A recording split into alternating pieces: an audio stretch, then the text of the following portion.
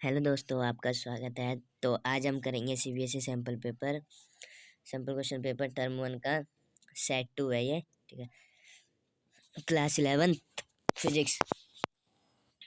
तो इसमें मैं बता दूं कि इसमें पूरे 55 क्वेश्चन करने हैं हमें। 55 क्वेश्चन है, इसमें से 45 क्वेश्चन करने हैं।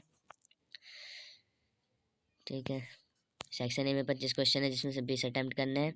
सेक्शन ए में 25 क्वेश्चन है, 20 अटेम्प्ट करने हैं। और सेक्शन बी में 24 क्वेश्चन है, 20 अटेम्प्ट करने हैं उसमें से। सेक्शन सी में से 6 क्वेश्चन है, उसमें से 5 अटेम्प्ट करने हैं। हर क्वेश्चन 1 मार्क्स का है, इसमें कोई नेगेटिव मार्किंग नहीं है। तो चलते हैं क्वेश्चन की तरफ। क्वेश्चन नंबर 1 है, the physicist who unified electromagnetism and optic was. तो इसका सही आंसर है James clerk Maxwell, option A. James clerk Maxwell है जिन्होंने 1860 में 1860 में इलेक्ट्रोमैग्नेटिज्म एंड ऑप्टिक वेव्स को यूनिफाइड किया था। Question number 2, the dimension of torque. जो टॉर्क की डायमेंशन होती है वो होती है ml2t-2। ठीक है, ऑप्शन सी सही है। Question number 3, path length is defined as. Path length किसे कहता है? The total length of the path traversed by an object. मतलब जो टोटल पाथ कवर्ड किया जाता है किसी ऑब्जेक्ट द्वारा उसे ही पाथ कहते हैं, पाथ लेंथ। ठीक है, तो option B is the right answer. Question 4, a ball is thrown upward with an initial velocity. 10 metre पर सेकेंड वेलोसिटी से फेंका जाता है और पूछ रहा है कि मैक्सिमम हाइट कब होगी। तो मैं बता दूं कि इनिशियल वैल्यू जो दे रखी है, इनिशियल वेलोसिटी 10 मीटर पर सेकेंड है, और जब ये मैक्सिमम हाइट गेन करेगी तो उस टाइम हो जाएगी जीरो वेलोसिटी। वेलोसिटी उस टाइम क्या हो जाएगी? जीरो। ठीक है, तो इसमें आप फॉर्मूला रख देना, v² minus u² equal to 2 acceleration into displacement. ठीक है, v² माइनस u² का फॉर्मूला लगा देना, आपका आंसर निकल जाएगा। न्यूमेरिकल यहाँ सॉल्व नहीं करा सकता। क्वेश्चन नंबर 5 है, वैसे इसका सही आंसर बता देता हूँ, ऑप्शन डी 5.10 मीटर है। क्वेश्चन नंबर 4 का राइट आंसर है 5.10 मीटर, जो कि डी ऑप्शन में है। Question number 5, which of the following pairs does not have same dimensions. इनमें से कौन सा पेयर है जिसका डायमेंशन सेम नहीं है? तो moment of inertia and moment of force, जिसका डायमेंशन सेम नहीं है। ठीक है, तो option B is the right answer. Question number 6, a particle of orbiting in a vertical plane in its linear momentum will be directed. तो जो orbital में plane में इसका लीनियर मोमेंटम होता है वो होता है टेंजेंशियल टू द ऑर्बिट। किसी भी पार्टिकल का ऑर्बिट में वर्टिकल प्लेन में, यानी जो उसका लीनियर मोमेंटम होता है वो टेंजेंशियल होता है ऑर्बिट के। तो option B tangential to the orbit इसका सही आंसर है। क्वेश्चन नंबर 7, ये ग्राफ से है, which will be the position of centre of mass of a half disc of uniform mass density is shown. तो इसका सही आंसर है ऑप्शन बी 0 4a/3 पाई। इसका सही answer option B. Potential energy of a satellite having mass m and rotating at a height of 6.4 into 10⁶ metre from the earth centre is. ये सब numerical नहीं होगा यहाँ, मतलब क्वेश्चन 8 का सही आंसर है option B -0.5 mg radius of earth, rotating of earth, RE। Question 9, एक स्टोन को नीचे a stone thrown from the top of a building is given an initial velocity 20 metre पर सेकेंड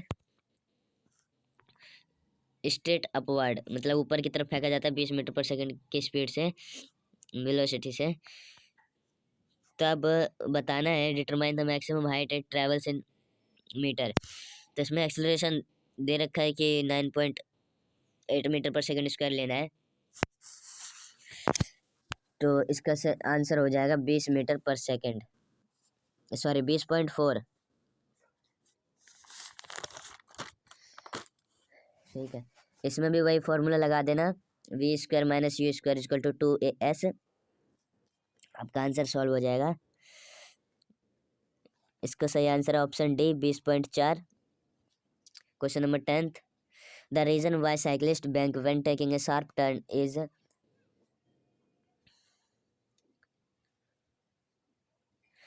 इसका सही आंसर है to supply the sideways centripetal acceleration required to make the direction change. सही बात है, ऑप्शन डी करेक्ट है। ठीक है, question number 11th, a cell of mass 0.020 kg is fired by a gun of mass 100 kg. If the muzzle speed of the cell is 80 meter per second, what is the recoil speed of the gun? इसका answer है 1.6 centimetre पर second किस velocity से recoil होगा। Option B is the right answer.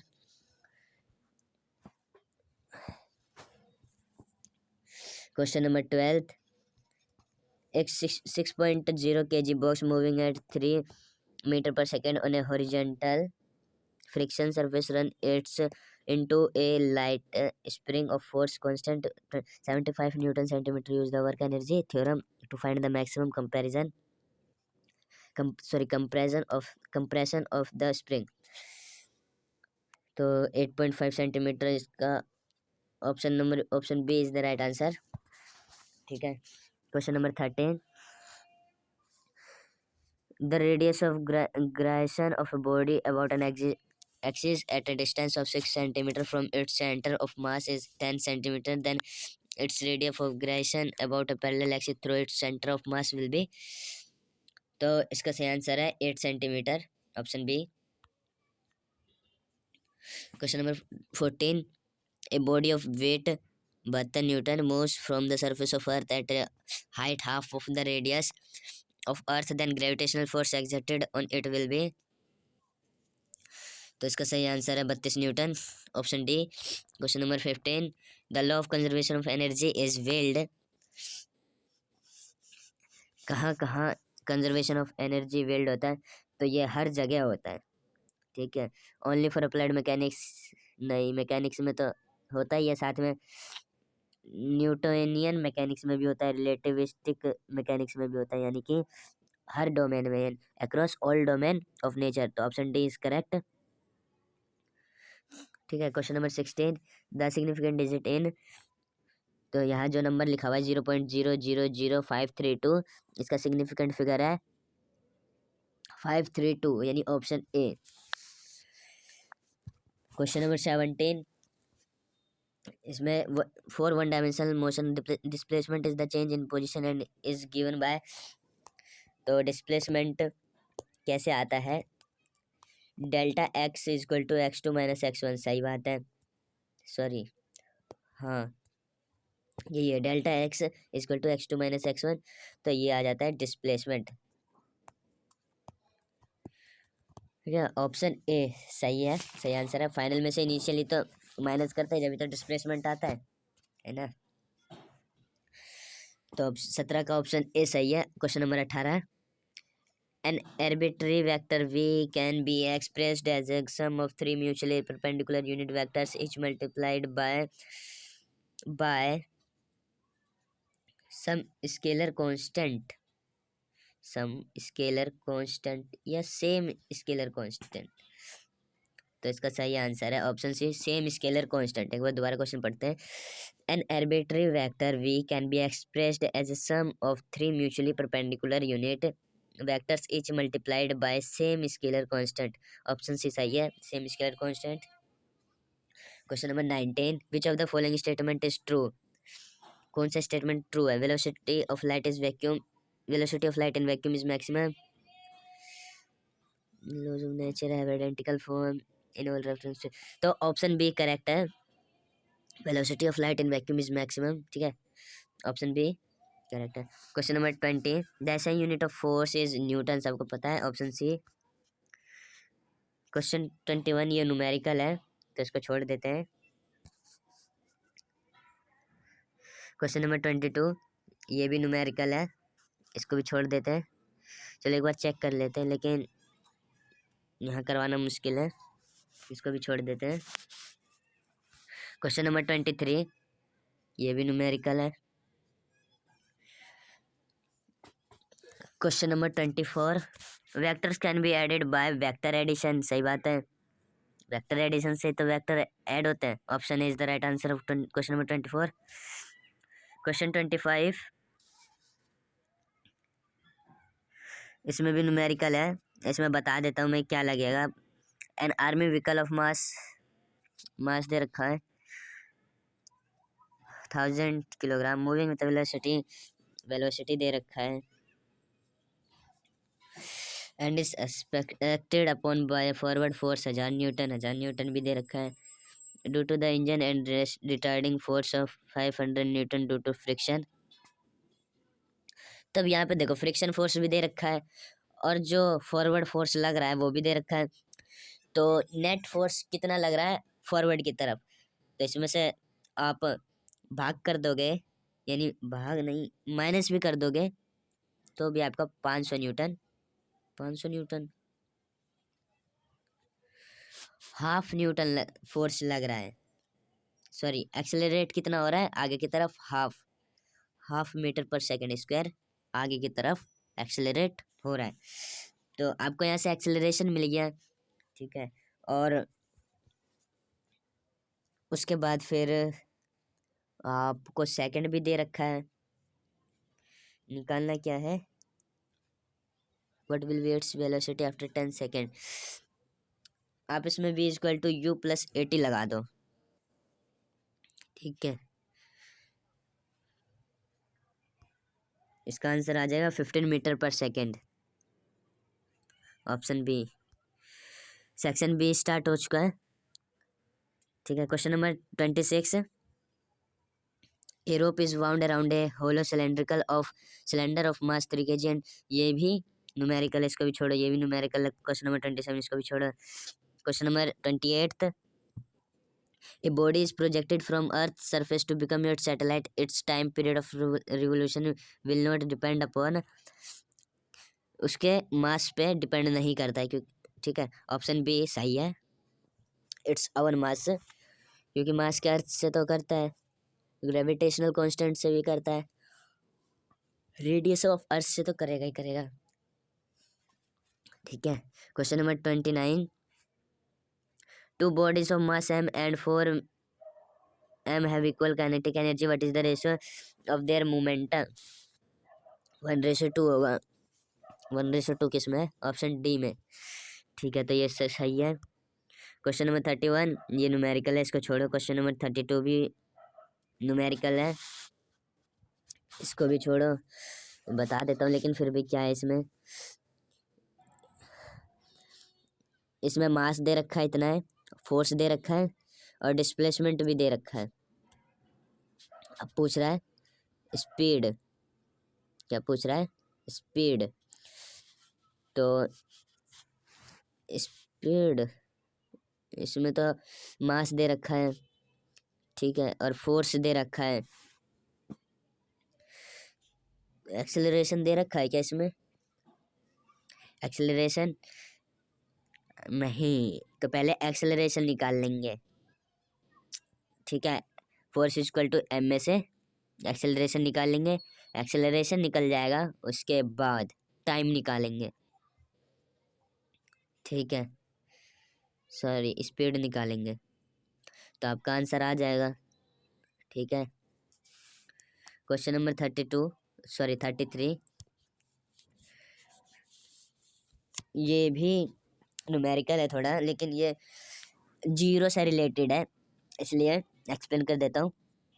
To bodies A and B initially at rest move towards each other under mutual force of attraction at the instant when the speed of A is v and that of b is 2v, the speed of center of mass of the body is 0, option सी।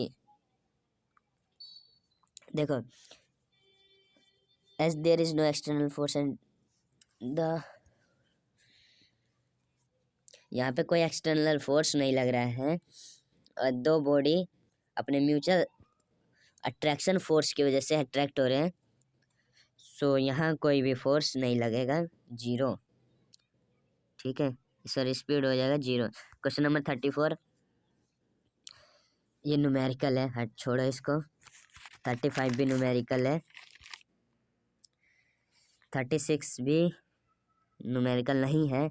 36 करते हैं, null vector of zero और zero vector as magnitude equal to zero ही होता है। ठीक है, इसका magnitude zero, उसका वेक्टर भी जीरो। नल वेक्टर और zero vector as magnitude, magnitude zero ही होगा नल वेक्टर का। ठीक है, question 37, according to the special theory of relativity which of the following has same value in all inertial frames. Sound की velocity तो change होती रहती है, पानी में अलग, ठोस में अलग। ठीक है, मास ऑफ एन ऑब्जेक्ट, मास भी चेंज होता रहता है। मून पे चले जाओ, मून पे चेंज हो जाएगा, अर्थ पे चले जाओ, अर्थ पे चेंज हो जाता है, मतलब दोनों में अलग अलग हो जाते हैं ना। और लेंथ ऑफ एन ऑब्जेक्ट वो भी चेंज हो जाता है लगभग। जो वेलोसिटी ऑफ लाइट है वो धरती के किसी कोने में चले जाओ, चांद पे चले जाओ, ब्रह्मांड में कहीं भी चले जाओ, जो लाइट की वेलोसिटी है वो कभी चेंज नहीं होती कहीं भी। Question 38, the fundamental force with the shortest range. Shortest range weak nuclear force का सबसे शॉर्टेस्ट रेंज होता है। ठीक है, ऑप्शन ए। इलेक्ट्रोमैग्नेटिक का होता है इन्फिनाइट रेंज होता है इलेक्ट्रोमैग्नेटिक का, और ग्रेविटेशनल फोर्स का भी इन्फिनाइट होता है, सॉरी लार्ज होता है, लार्ज भी होता है, इन्फिनाइट भी मान लो। और स्ट्रॉन्ग न्यूक्लियर फोर्स इसका भी कम रेंज होता है, लेकिन सबसे कम होता है वीक न्यूक्लियर फोर्स का। ठीक है, option A. Question number 39, the ratio of the dimension of Planck constant and the moment of inertia is the dimensions of frequency. ठीक है, ऑप्शन सी करेक्ट है। क्वेश्चन नंबर 40 न्यूमेरिकल है, इसको छोड़ो।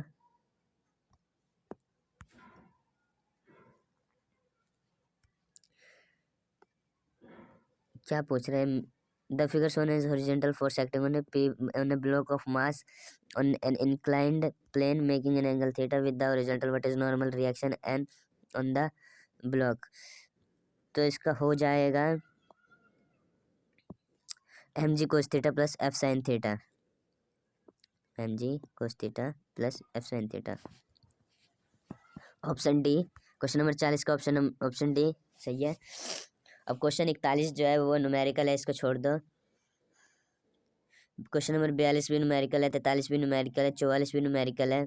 अब ये असर्शन वाले क्वेश्चन 45 असर्शन है, ए particle throne upward has zero velocity at its upper most point. सही बात है ये, जब ये अपर मोस्ट पॉइंट पे चला जाता है तो इसकी वेलोसिटी जीरो हो जाती है। अब रीजन क्या दे रखा है? The zero velocity of A particle at any instant implies that the acceleration of the particle is also zero at that instant.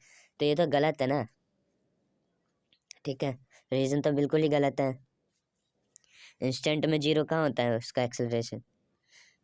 Acceleration तो ऊपर टॉप पे जाके होता है जीरो, मैक्सिमम हाइट पे। तो इसका सही ऑप्शन है सी, ए इज ट्रू, यानी assertion is true but reason is false. Option C is the right answer. Question number 46, when a particle moves in a circle with a uniform speed its velocity and acceleration both change. Reason है the centripetal acceleration in circular motion is dependent on angular velocity of the body. इसमें दोनों सही है, दोनों statement सही है, बस सही एक्सप्लेनेशन नहीं है सर्सन का। When a particle moves in a circle with uniform speed its velocity and acceleration both change. इसका सही आंसर है both and R true but R is not the correct explanation of A. ठीक है, question number 47, In mechanics, we treat length, mass, and time as the three basic or fundamental quantities. Length, mass, and time cannot be obtained from one another. तो दोनों सही बात है और सही explanation है। तो क्वेश्चन 47 का option A is the right answer. Question number 48, when an body accelerates down an incline rolling, purely static friction force acts on the body. A reason, a point of contact of the body with incline remains at rest.